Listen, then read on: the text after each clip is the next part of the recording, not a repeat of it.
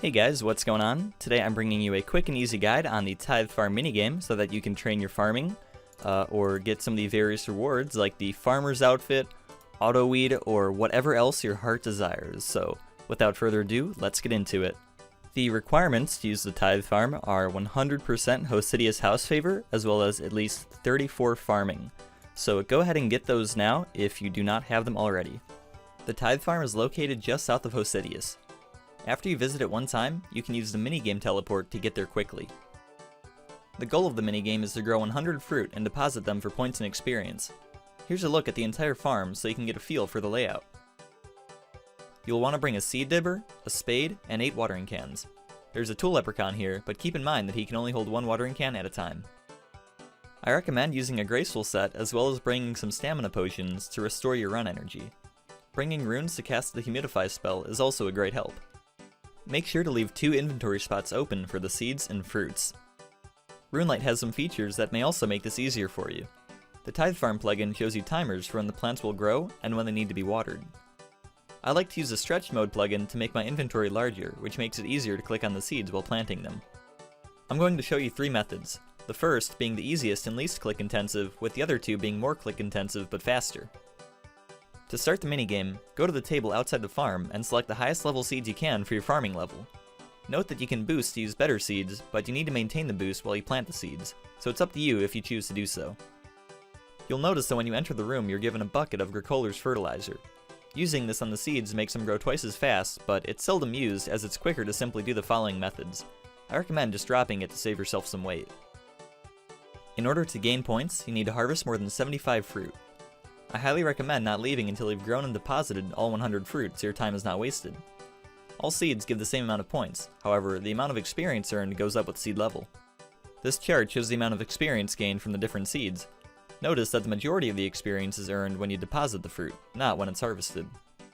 If you leave the Tithe Farm with fruits and seeds in your inventory, they will disappear. You can, however, log out to take a break without leaving the Tithe Farm. In the event that some of your fruits die, you can actually drop whatever fruits in your inventory, leave the farm to get more seeds, and come back in so you can get the full 100 fruit bonus. Keep in mind though that because the Tithe Farm is an instanced area, it'll be reset unless players are currently in it. If you do the drop trick, make sure someone else is logged in on your world so the fruit aren't lost. Okay, let's start with the 20 fruit method. Each of these rectangular patches holds 4 fruit, so we need to use 5 of the patches. 2 players can share a world by using some combination of the patches in this order. You want to zigzag through the patches like this picture shows as you plant and water the seeds. I made this abomination in MS Paint to show the pattern of planting, doing 2 on one side, then 2 on the other side, and so on. As you go down the rows, you need to use the seeds on the patch, then click on the patch to water it. Do this for every spot, then return back to where you planted the first seed and continue the cycle of watering the plants until they're ready to harvest. You need to water the seeds 3 times before they're fully grown. Once you've harvested all the fruits, refill your watering cans and repeat the process until you've grown all 100 seeds. Deposit the fruit, then you can leave the farm to get more seeds and spend your points.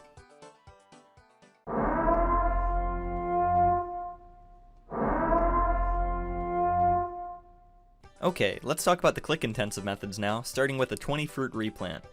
You'll follow the same pathing as with the regular method, however now you'll need to be replanting and watering the seeds immediately as you harvest them. In order to get through the planting and watering cycles quickly enough to ensure that the plants don't die, we'll need to cover some important time-saving topics. The first of which being animation canceling. Ordinarily, if you click on a patch to water it after you plant a seed, your character will have to finish the planting animation first. If you use your watering can on the patch as soon as you see the seedling, the planting animation will be cancelled, letting you save time for each plant you water. This takes some quick reflexes to get down, but saves a lot of time in the long run.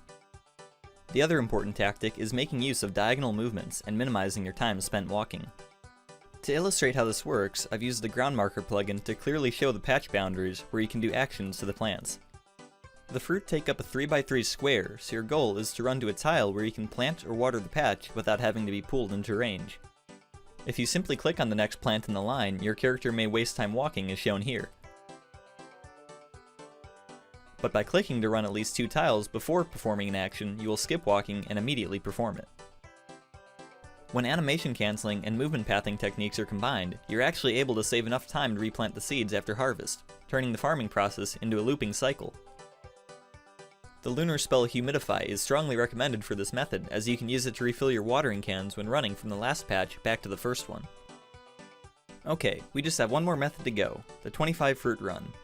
This method doesn't include replanting, but allows for 4 complete cycles instead of 5. It is a similar time to the 20 fruit cycle, and there's not much reason to do it unless you want to assert your dominance as the alpha Chad gamer of the Tithe farm.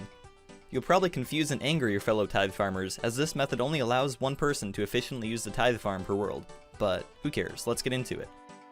This is the pathing that you'll take for the 25 fruit run, starting out at the lone patch at the south end of the Tithe farm.